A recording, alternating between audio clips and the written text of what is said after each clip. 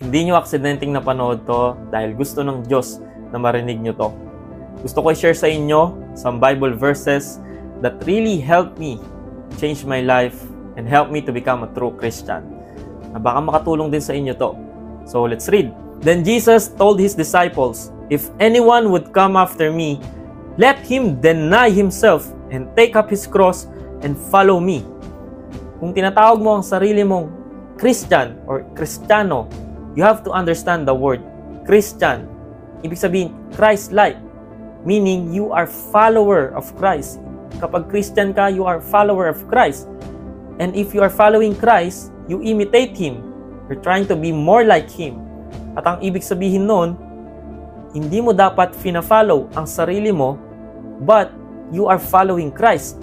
At ang ibig sabihin ni Jesus Christ dito na pick up your cross and follow me is kailangan mong i-crucify yung sarili mo with Jesus Christ every single day. I have been crucified with Christ. It is no longer I who live, but Christ who lives in me.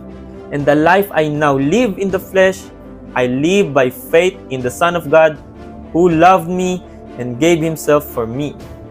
So yun ang meaning nun. Crucify yourself every single day, meaning i-crucify mo yung sarili mo, yung flesh mo, yung desire mo, and you become more spiritually. So yun ang meaning ng crucify yourself every single day. Kasi if you are a true Christian, the Holy Spirit lives in you na.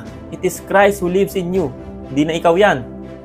And i-crucify mo yung flesh mo, yung desire ng flesh mo, yung mga makamundong bagay na ginagawa mo dati, i-crucify mo yan araw-araw so that you can become more spiritual. Remember, God is a spirit.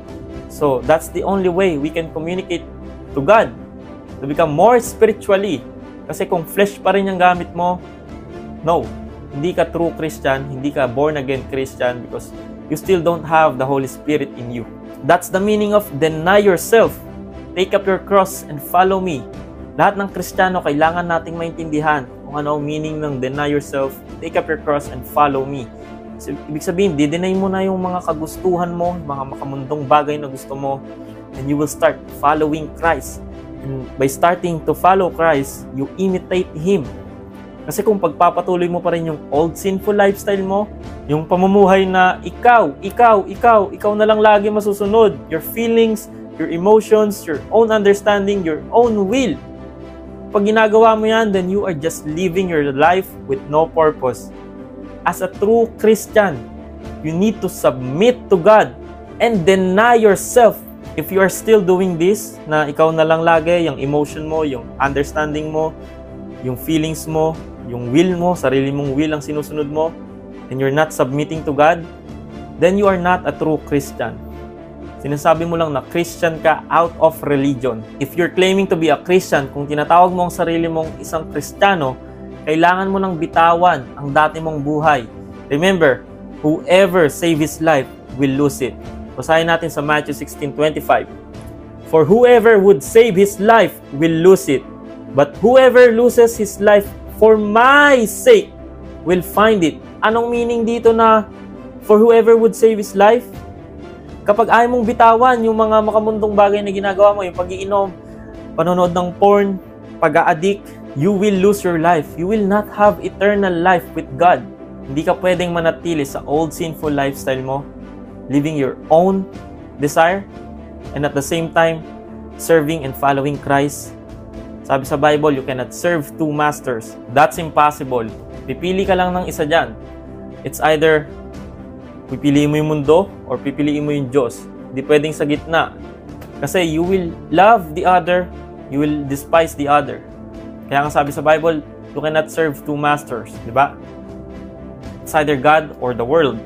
And kapag binitawan mo yung buhay mo, kapag pinili mo ang Diyos, at you truly seek Jesus Christ with all of your heart, you will receive the Holy Spirit. Again, you need to fully surrender and full your trust and faith in Christ alone para ma-receive mo yung Holy Spirit. And once you are born again spiritually, yung Holy Spirit na nananahan sa loob mo ang mag-guide sa buhay mo at magkakaroon na ng true meaning and purpose yung buhay mo kasi you will have peace, joy, Kasi si Kristo na yung namumuhay sa loob mo, hindi na ikaw yan. Your old self has been crucified with Christ. You are a new creation. You have a new heart. And mangyayari lang to kapag binitawan mo na yung mga makamundong bagay and start following Christ. Remember, sino ang hari sa mundong to? The devil, Satan, and sobrang daming tao ngayon ang na-deceive, nilamon na ng mga makamundong bagay. And sabi sa Bible, the devil comes only to kill, steal, and destroy. Basahin natin. The thief comes only to steal and kill and destroy. I came, sabi ni Jesus Christ, I came that they may have life and have it abundantly. So if you are continuing to follow this corrupted, evil, sinful world na to, you're just simply following the devil, Satan. Ang eternal life ay na kay Jesus Christ. Sabi niya nga dito, I came so that they may have life. So wag tayong magpatalo. Wag tayong magpatuloy na magpa-deceive sa kalaban, sa devil.